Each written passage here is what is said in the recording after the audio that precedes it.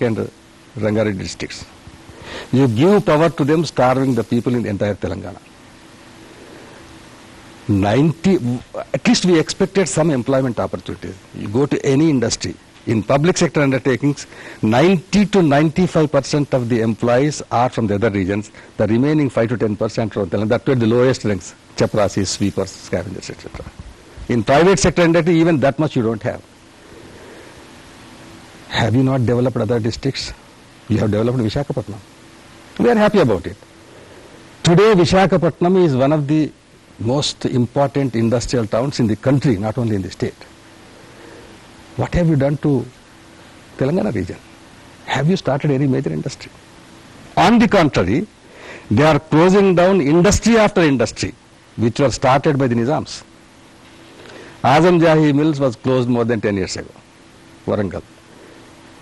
Azam Jahi Mills has a great historical significance, social significance. Actually, life of the people in and around Warangal hovered around the timings of Azam Jahi Mills.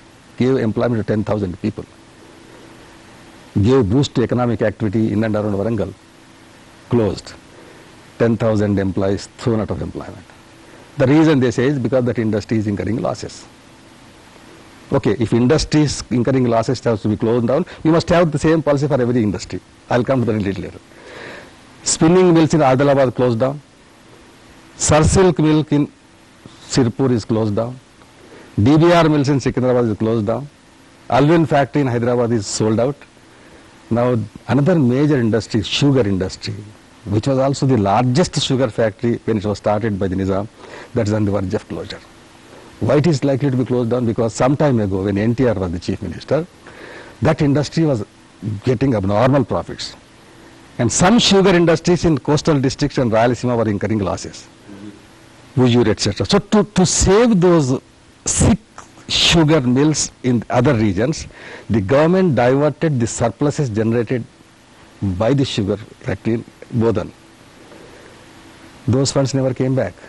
Now this Bodhan factory is on the verge of closure. So this is how industry after industry is being closed out, not started by these people, but started by somebody else. I said, if an industry, by taking examples, I am not saying that those industries have to be closed down. I will never say that. But I am only for the sake of comparison I am saying.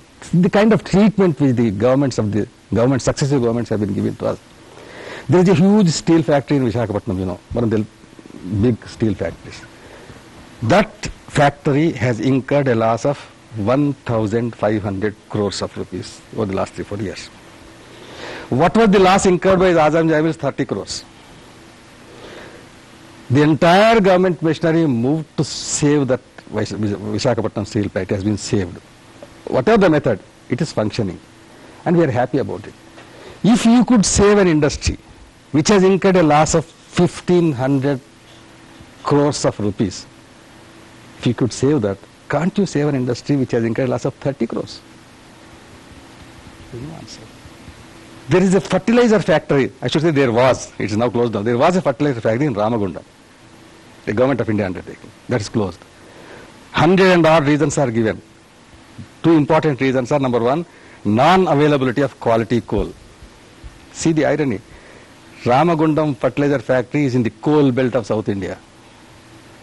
Major coal belt is in Telangana, and Ramagundam fertilizer factory is in the heart of that coal belt. You get coal for Rayalaseema thermal station, you get coal for Vijayawada thermal station, but you don't get coal for the factory which is located there. Second reason given was inadequacy of power supply. There is a national thermal station in Ramagundam which is one of the most efficient thermal stations in the country today. It's getting awards year after year. Power goes to Visakhapatnam, power goes to Hyderabad, power doesn't go to Ramagundam to that factory. That is closed.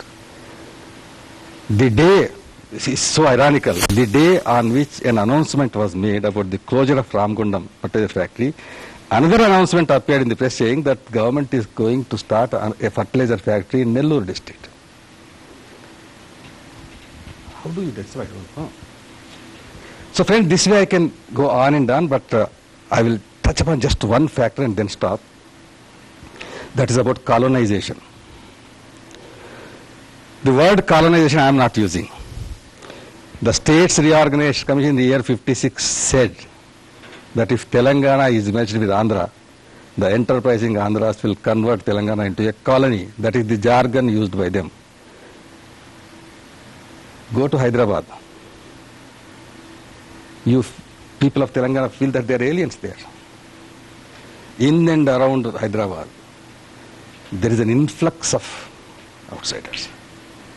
Go to any major town, that's the situation. As a result, the trends in population growth, I am coming to that, very dangerous trends. Growth of population, the rate of growth of population in Telangana is far higher than the growth of population in Andhra and Rayalaseema. Not because the fertility rate in Telangana is high. In fact, it's low. At the time of formation of Andhra Pradesh, population of Telangana was only 34% of the state's population. Today it is 40%. And corresponding decrease in the proportion of population there. This is happening because a large scale influx in the field of industry, in the field of agriculture, in business, in employment, every conceivable thing. So the people of this region are relegated to the position of second-rate citizens. If this situation continues in another 5 to 10 years, Telangana will be completely, what I should say, converted into a desert because of this situation, because of this backwardness. Backwardness emanating from the discriminatory treatment meted out by successive governments over the last 4.5 decades. The problem of Naxalites has emerged. Naxalite movement today is haunting us there. Naxalite movement is the consequence of backwardness of the region, not the cause for backwardness of the region. That is not controlled. How do you control it? You cannot. You have not been able to control it by use of gun. Neither those guys were able to bring in revolution with the help of gun, nor these guys have been able to control the area. The only remedy is development. Unless you develop the area, this problem is going to engulf every one of us, engulf the entire state in very near future. Some people say Naxalites are responsible for backwardness. Some people say backwardness. This is like a chicken and egg syndrome. Whether they are responsible for backwardness or backwardness is the reason for that, the problem is you have to solve it. And it's the responsibility of the state. You cannot, we told the Chief Minister about a month ago, unless you solve the problem of backwardness of the region, you cannot handle Naxalite issue.